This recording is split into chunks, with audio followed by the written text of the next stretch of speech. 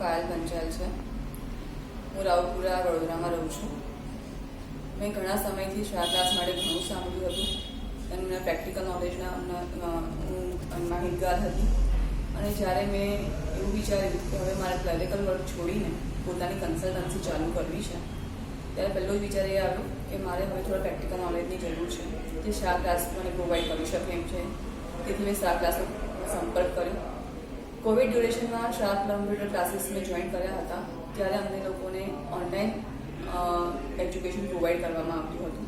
પણ એ online education બી એટલું બધું વ્યવસ્થિત રીતે પ્રોવાઈડ કરવામાં આવતું હતું કે એ પૂરેપૂરી રીતે સમજ પડતી હતી અને પૂરેપૂરો પ્રેક્ટિકલ નોલેજનો અમને લોકોને સારો ઇમ્પેક્ટ મળતો હતો.